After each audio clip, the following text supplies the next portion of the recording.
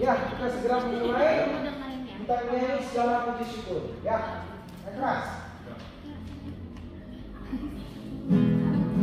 Tang. Ini keras.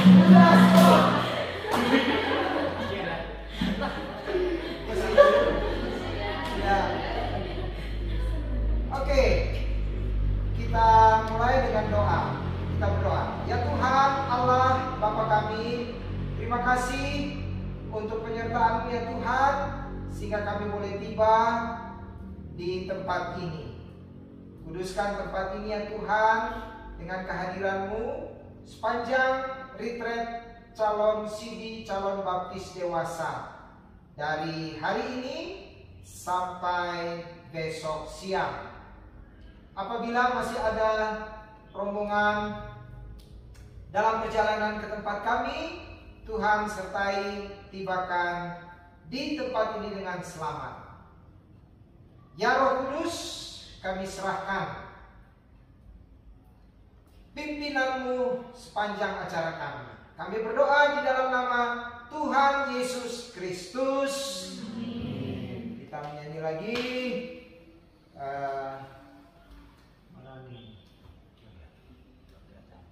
Bertemu dalam kasih-Nya.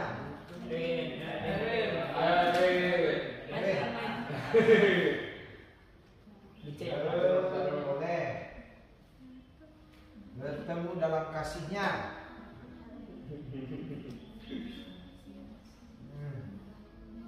Tadi Max kayak kaset khusus diulang. Kapan selesainya di lagu? Karena dia rupanya lihat internetnya diulang-ulang ya, sampai 20 kali diulang. Terus? Kan dua kali lagi, 4 kali dulu. Ya, bertemu dalam kasih-Nya. Cek. Iya. Ayo.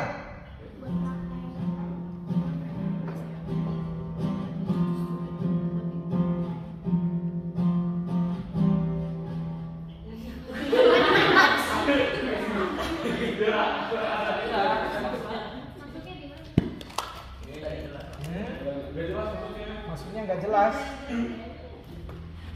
Ini harus masuk aja lah. Ya, sini dulu deh. Ini Pak.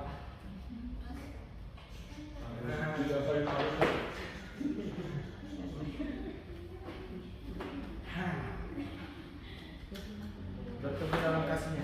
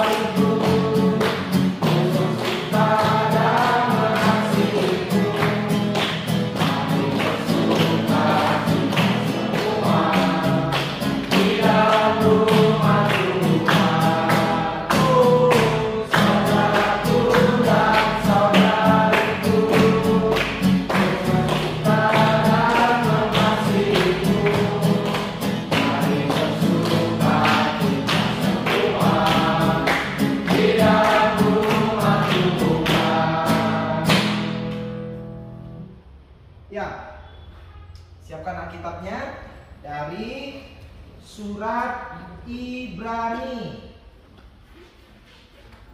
Dari surat Ibrani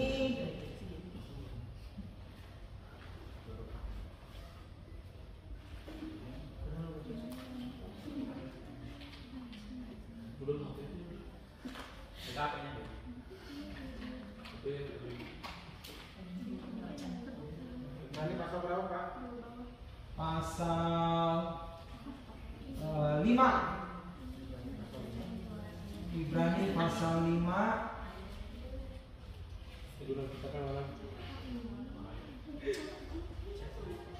Ada yang bawa Alkitab? Aduh. Saya, Pak. Kenapa? Tadi itu udah saya taruh meja. Aduh, udah Baru mau masukin. Terus Coba cek mejanya ada. makanya saya juga pernah tuh ke bandara. Gara-gara itu saya ke bandara harus bawa piano. Iya, piano kan besar kan? Karena waktu saya sudah mau sampai bandara, tiket saya ketinggalan di piano di rumah. Coba kalau saya bawa pianonya, pasti tiketnya juga kebawa kan? Iya kan? Nah, coba kamu tadi bawa apa? Mejanya kan? Pasti Alkitabnya kebawa. Karena dia berpikir mau bawa Alkitab. Dia nggak berpikir bawa mejanya. Kalau kamu bawa mejanya, Alkitabnya pasti terbawa. Tahu pelajaran saya. Jadi saya kalau ke bandara sekarang selalu bawa piano supaya tiketnya kebawa. Pelajaran bagus kan? Bagus. Ya.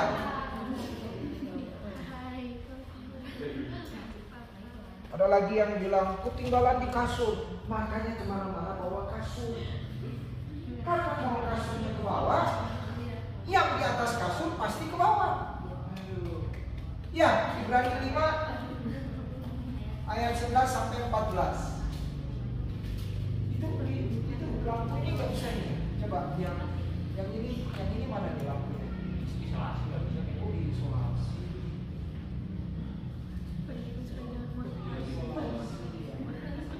Ya, Ibrani 5 ayat 11 sampai 14. Mulai dari Amel, Kolir dan seterusnya. Peringatan supaya jangan murtad. Tentang hal itu banyak yang harus kami katakan, tetapi yang sukar untuk dijelaskan, karena kamu telah lamban dalam hal mendengarkan. Sebab sekalipun kamu ditinjau dari segi waktu, sudah seharusnya menjadi pelajar, kamu masih perlu lagi diajarkan asas-asas pokok dari penyataan Allah, dan kamu masih memerlukan susu, bukan makanan keras. Sebab barang siapa masih memerlukan susu, ia tidak memahami ajaran tentang kebenaran, sebab ia adalah anak kecil. Tetapi makanan keras adalah untuk orang-orang dewasa yang memiliki indera yang terlatih untuk membedakan yang baik dari yang jahat. Ya. Baik. Tema kita adalah apa? Pertumbuhan menuju kedewasaan iman. Ya. Jadi teman-teman ini seperti pelajaran 40 yang terakhir ya. Saya bilang tidak ada di antara kita yang benar-benar dewasa. Tidak ada. Yang ada kita semua sedang menuju ke kedewasaan. Ya. Nah, kenapa? Lapar.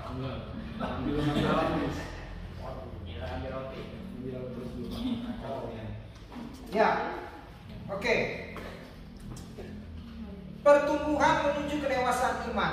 Nah, ada peribahasa mengatakan, keluarkan buku tulisnya. Ya, jangan mengukur manusia dari usianya, tetapi dari apa syarat? seberapa jauh dia bertumbuh dan berkembang, serta memberikan kontribusi nyata sesuai dengan tingkat usianya. Iya. Tapi lihat kontribusinya atau peranannya. Percuma orang itu usianya 60 tetapi dia jadi pencopet. Ya. Maling. Dari usia muda kerjanya cuma maling, copet, apalagi pemabok, percuma. Dibandingkan dengan ada di masyarakat itu anak kecil, tapi dia sering bantu tetangganya. Ya, dia sering bantu tetangganya, mungkin kunci pintu atau tetangganya yang butuh beli sayur, beli macam-macam dia bantu. Walaupun usianya masih sangat muda. Ya. Jadi jangan mengukur seseorang dari usianya. Wah, usia tua kita harus hormati, kita harus sanjung-sanjung. Lalu ada anak kecil kita anggap enteng. Padahal orang tua ini ya itu tadi kerjanya cuma merugikan masyarakat. Sementara anak kecil yang dianggap enteng, banyak sekali dia membantu. Nah, itu maksud dari kata-kata bijak ini. Nah, ini menarik teman-teman. Di Virginia, Amerika Serikat, itu kalimatnya bilang apa, Pangeran? Coba baca. Virginia, menurut laporan majalah Virginia Medical Memory, ada seorang wanita yang bertumbuh mundur. Iya. Jadi menurut laporan majalah kesehatan bulanan Medical Monthly, diberitakan ada seorang ibu yang mengalami pertumbuhan mundur. Jadi ceritanya gini, ibu ini suaminya entah kemana, punya 2 anak gadis. Jadi sudah mulai bertumbuh remaja. Ya, yang satu SMA kelas 1, yang kedua SMP kelas 3, high school sama junior. Nah, suatu hari mamanya ini tiba-tiba ngomong ke anaknya, "Saya mau ikut acara-acara kalian." Anaknya heran. "Kenapa, Ma?" "Enggak, Mama mau ikut." Jadi ketika saya sambil duduk aja ya. Jadi ketika suatu hari anaknya ini dapat undangan ulang tahun, mamanya ngotot mau ikut. "Mama apaan sih? Kok ikut-ikutan?" "Enggak, pokoknya mama mau ikut." Malah mamanya beli baju seperti anak remaja. Ya, roknya rok pendek. Ya kan? Mau benerin ini aja. Roknya rok pendek, rambutnya diikat, persis gaya remaja begitu. Nah, awalnya itu anaknya memang sebel, tapi ya sudahlah. Berikutnya acara yang lain lagi, mamanya minta ikut. Gayanya lebih glamor, lebih modis daripada anaknya. Walaupun anaknya sudah bilang, "Mama gimana?" Gak peduli. Sampai akhirnya kedua anaknya ini sepakat, wah kayaknya ada sesuatu nih pada mama. Dibawalah mamanya ke dokter, ke psikiater. Ada yang tahu psikiater itu apa? Dokter ahli ilmu jiwa. Ya, ahli ilmu jiwa tapi dia dokter. Nah itu psikiater. Kalau cuma ahli ilmu jiwa, psikolog. Ya, tapi kalau dokter berarti dia psikiater. Nah, mendengar cerita anak ini, setelah dilakukan beberapa tes yang cukup mendalam, akhirnya psikiater ini mengatakan bahwa mama kalian mengalami apa yang disebut dengan pertumbuhan mundur, yaitu personality regression. Ya, seorang yang berjalan mundur. Personality artinya kepribadiannya itu berjalan mundur. Psikiater mengatakan begitu. Lalu psikiater bahkan mengatakan jangan heran kalau nanti mama kalian itu seperti bayi. Ya, suatu hari nanti dalam waktu yang tidak lama mama kalian akan seperti bayi. Dan ya sudah, itulah kenyataan. Tidak ada obatnya. Dan memang dalam 1-2 tahun kemudian, kedua anak remaja ini melihat mamanya bertumbuh semakin mundur. Sampai akhirnya mamanya benar-benar seperti bayi. Bangun pagi nangis kayak bayi, minta cucu, minta mimi, minta mimi gitu. Kalau nggak dikasih susu nggak akan berhenti, ngompol lagi. Ya persis kayak bayi, ya persis kayak bayi. Ngompol, minta disuapi, kalau pergi nangis gitu ya, persis kayak bayi. Akhirnya meninggal. Seperti dugaan dokter, ya pertumbuhanmu menurun, akhirnya meninggal. Nah, hal seperti ini, penurunan pertumbuhan seperti ini dapat saja terjadi 1 di antara jutaan orang. Jadi tidak mengherankan. Jadi ini bukan satu-satunya di dunia. Jadi menurut psikiater ini, hasil penelitian, di antara 1 juta orang ada saja 1 orang yang mengalami pertumbuhan mundur. Nah, itu membuat kita jadi apa ya? Rasanya heran ya. Heran, pertama heran, kedua apa? Kasihan. Ada rasa kasihan kan? Ya aduh, kasihan ibu ini ya, sudah merawat anaknya kok mengalami penurunan. Mungkin juga kita kasihan sama 2 anak remaja ini ya, kok harus memiliki orang tua seperti itu. Iya. Tapi tahukah kita dalam pertumbuhan iman bagaimana?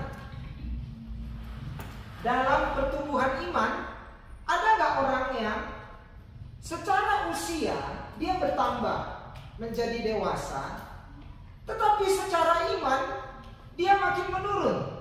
Kayak ibu tadi, secara usia dia makin dewasa, tetapi kepribadiannya justru semakin menurun.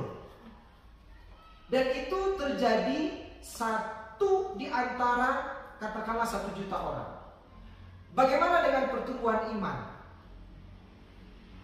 Orang ini dibaptis dari kecil, lalu ikut katekisasi remaja, ya. Lalu dia dewasa.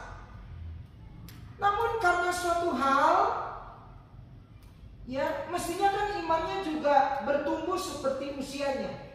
Tapi karena satu hal, nah mulai gitu.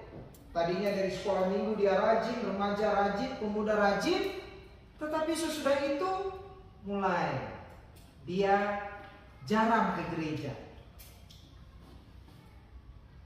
Sebulan sekali. Lalu turun lagi 6 bulan sekali. Turun lagi setahun sekali. Turun lagi. Akhirnya apa? Murtad. Tadi pembacaan Alkitab kita judulnya apa? Peringatan supaya jangan murtad. Tiba-tiba kita dengar Hah? Dia pindah agama jadi Islam, jadi Hindu, jadi Buddha. Loh, kan dulu dia aktif di gereja. Dulu dia rajin ikut paduan suara. Dulu dia rajin guru sekolah minggu. Dulu dia rajin pengurus. Hah? Dia pindah agama. Dan tahukah kita, itu terjadi, ya, itu terjadi tidak sampai 1 di antara jutaan orang Kristen. Ini kita sebut personality regression in faith. Seseorang yang berjalan mundur dalam pertumbuhan imannya. Seseorang yang berjalan mundur dalam pertumbuhan imannya. Ya, personality regression in faith. Secara usia dia makin dewasa, tetapi dalam pertumbuhan imannya dia menurun. Bahkan pindah agama. Kenapa dia pindah agama? Oh, dia nikah sama orang Islam. Dia menikah sama orang Hindu. Dia menikah sama orang Buddha. Dia pindah agama. Hah? Dulu dia aktivis gereja loh. Itu banyak saya temui. Ya. Pengalaman saya melayani 30 tahun, banyak saya temui. Bahkan di antara anak-anak katekisasi saya, angkatan seperti ini, selalu ada saja yang mengalami pertumbuhan iman mundur. Sudah saya ingatkan di retreat, seperti ini saya ingatkan, jangan mundur. Tapi begitu nanti dia kuliah, kenal dunia luar, kenal pasangan agama lain, kenal masuk dunia kerja, mulai itu tantangan hidup dihadapi. Mundur. Ya, akhirnya setelah sidik nggak muncul di gereja, muncul pindah agama. Dan tahukah apakah itu terjadi 1 di antara 1 juta orang Kristen? Tidak. Itu terjadi 1 di antara 10 orang Kristen. Itu terjadi 1 di antara 10 orang Kristen. Nah, saya berharap angkatan ini tidak ada yang seperti itu. Saya berharap. Tapi ya, kalau suatu saat terjadi, saya pun juga tidak heran. Karena ya, nggak tahulah tantangan hidup. Entah karena dapat jodoh yang beda agama sehingga pindah agama, entah karena tantangan pekerjaan. Karena kalau tetap iman Kristen susah dapat proyek, susah naik pangkat kalau tetap iman Kristen. Kalian akan temui itu. Ya, kalian akan mengalami itu nanti, jangan heran. Saya sudah banyak mendengar kesaksian dari para penatua, khususnya yang kerja sebagai pegawai negeri. Saya tidak melarang kalian menjadi pegawai negeri, tetapi siap-siaplah kalau kalian menjadi pegawai negeri. Apakah juga guru pegawai negeri, kalian akan mengalami hal itu. Ya, susah naik pangkat karena kalian orang Kristen. Jangan heran kalian ditawari naik pangkat, naik jabatan asal tinggalkan Kristus. Dan tidak sedikit orang Kristen yang menjual Kristus hanya demi naik pangkat. Nah, ini yang tadi saya bilang, 1 di antara 10 orang Kristen mengalami penurunan iman. Beda personality regression tadi, 1 di antara jutaan. Kita kasihan dengan ibu itu, kita kasihan dengan anaknya, dan seterusnya. Nah, ini peringatan firman Tuhan tadi. Mari kita lihat lagi Ibrani pasal 5 tadi ya. Coba lihat ayat 12. Sebab sekalipun kamu ditinjau dari sudut waktu, sudah seharusnya menjadi pengajar. Jadi dari segi usia nih, kalian ini mestinya sudah jadi pengajar. Tapi kamu masih perlu lagi diajarkan asas-asas pokok dari perkataan Allah. Dan kamu masih memerlukan susu, bukan makanan keras. Susu itu kan untuk anak-anak, ya. Mau makan mesti di blender, itu kan anak-anak kan. Tapi kalian kan nggak perlu mau makan aja harus di blender. Kita nggak bawa blender. Masih ada yang mau makan aja harus di blender, semuanya serba di blender. Yaitu untuk anak-anak. Ya. Jadi ayat 13, sebab setiap orang yang terus minum susu, ia tidak memahami ajaran tentang kebenaran, sebab ia adalah anak kecil. Tetapi makanan keras adalah untuk orang-orang dewasa yang memiliki indera yang terlatih untuk membedakan yang baik dari yang jahat. Nah, jadi melalui firman Tuhan hari ini kita diingatkan terus bertumbuh. Usia kita menuju kedewasaan. Mari iman kita juga begitu. Jangan usia makin dewasa tapi pertumbuhan iman makin mundur. Akhirnya murtad. Akhirnya tinggalkan Kristus. Ya. Saya sangat berharap angkatan ini tidak ada yang seperti ini. Ya. Angkatan 4 tahun lalu ada. Udah di retreat seperti ini saya ingatkan. Ada.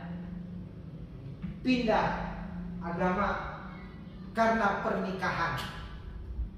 Ya, karena pernikahan. Ya, sayang 1000 sayang.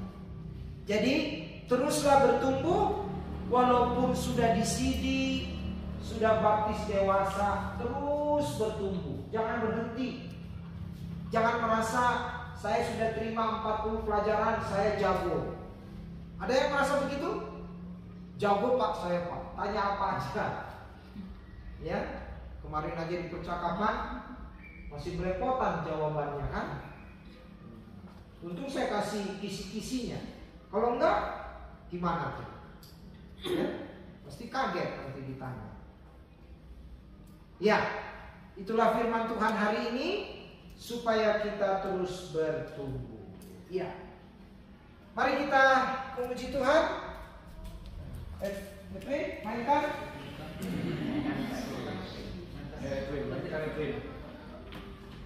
Lagu apa yang kalian kuasai?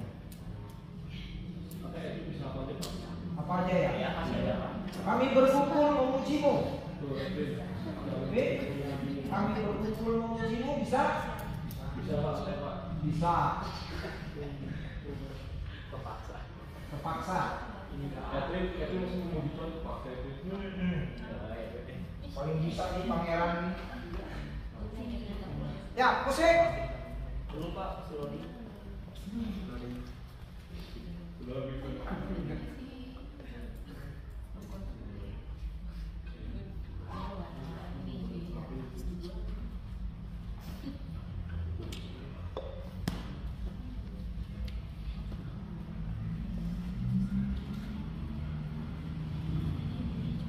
Ayo dong, yang girang loh. Ini kalau nggak gerak kita dingin loh ini.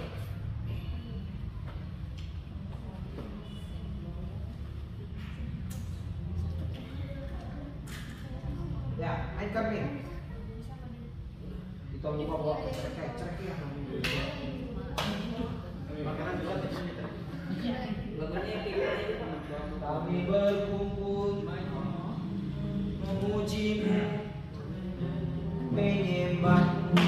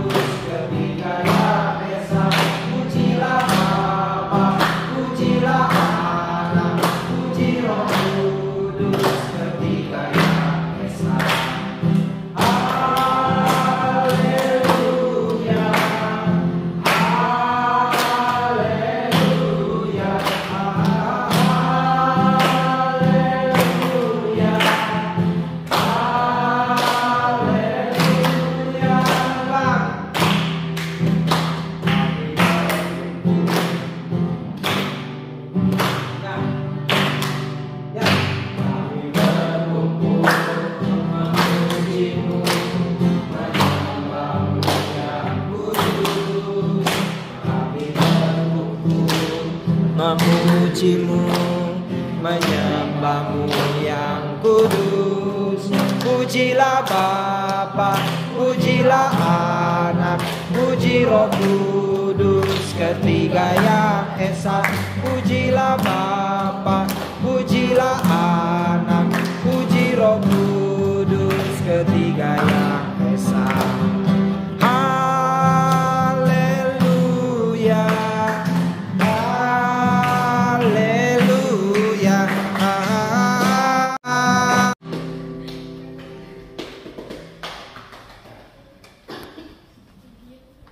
Ya, kita mau berdoa ya. Mari kita berdoa. Ya Tuhan, Allah Bapa kami, terima kasih kami diingatkan oleh firman-Mu dalam ibadah pembukaan. Kiranya firman Tuhan tadi benar-benar kami ingat sepanjang masa, supaya kami tidak akan pernah murtad. Jangankan murtad, kami tidak akan pernah mundur dalam pertumbuhan iman kami. Ya Roh Kudus, tolonglah kami. Terima kasih Bapa. Kami berdoa di dalam nama Tuhan Yesus Kristus.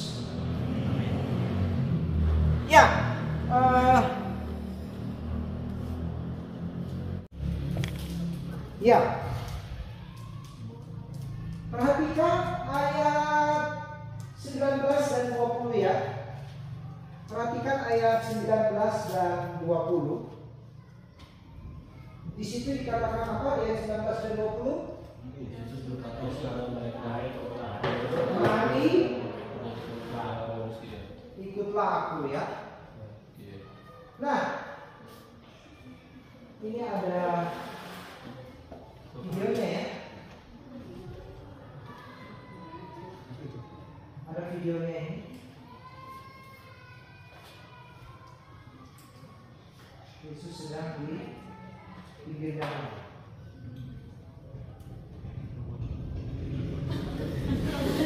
Ketika Yesus sedang berjalan di danau Galilea, dia melihat dua orang nelayan, yaitu Simon yang disebut Petrus dan Andreas saudaranya. Mereka sedang berjalan di danau. Kata Yesus kepada mereka,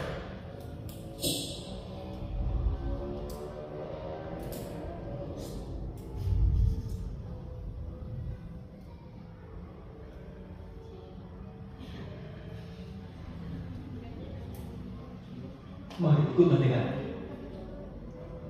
Akan kuajarkan bagaimana membuka barang bukan itu.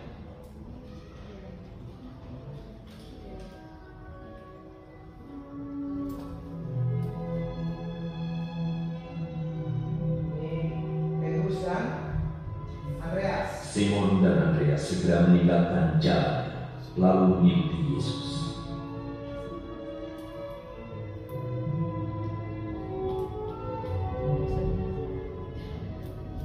Yesus melanjutkan perjalanan di tepi danau Galilea. Dia melihat dua orang anak Zebedeus, yaitu Yakobus dan Yohanes. Mereka di dalam sebuah perahu bersama Zebedeus. Mereka sedang mempersiapkan jalan untuk menangkap ikan. Yesus menyuruh dua bersaudara itu mengikuti dia. Jadi, Yakobus dan Yohanes segera meninggalkan perahu dan ayah mereka, kemudian mengikuti Yesus.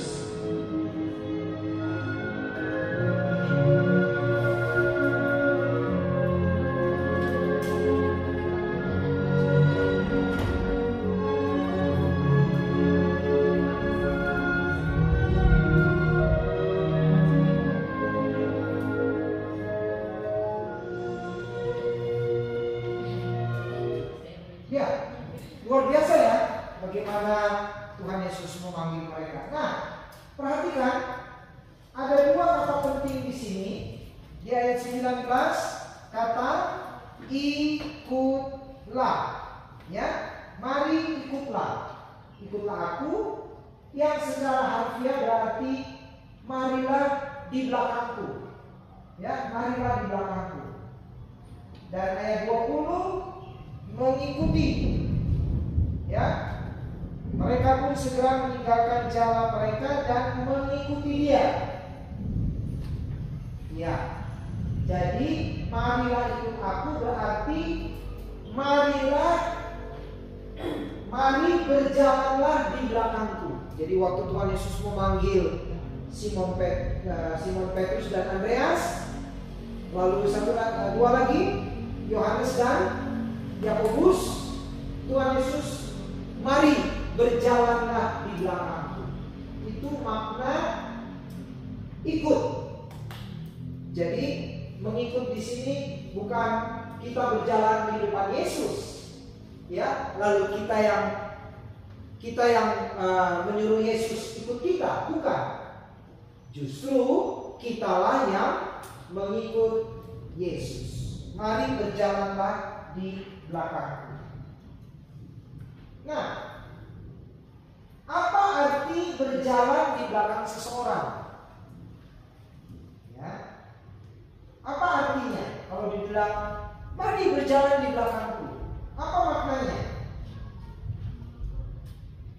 Menurut budaya Timur Tengah waktu itu, seorang murid harus berada di belakang gurunya pada waktu jalan atau menunggang kuda.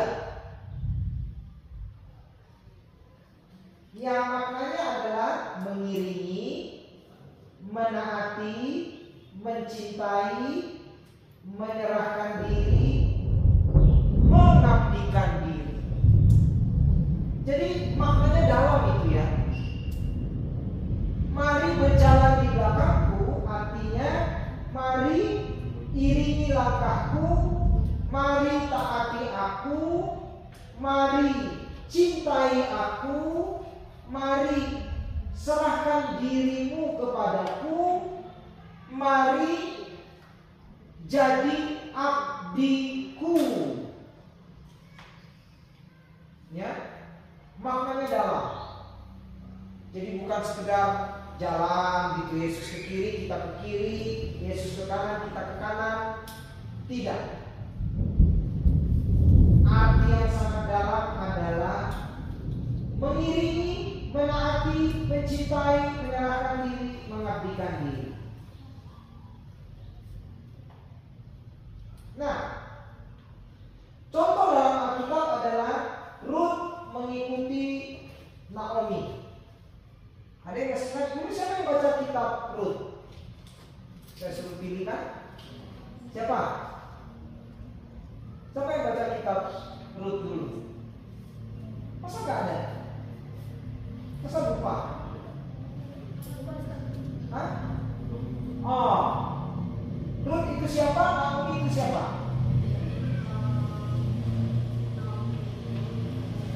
Naomi ibu mertuanya, Rut menantunya. Ya. Jadi Rut menikahi anaknya ibu Naomi. Nah, suami Rut meninggal. Suami Rut meninggal. Lalu ibu Naomi bilang, Rut, ya, anakku sudah meninggal, suamimu sudah meninggal. Jadi kamu gak ada lagi ikatan apa-apa. Silahkan kalau kamu mau pergi ke kampung halamanmu. Kamu sudah tidak punya ikatan apa-apa lagi.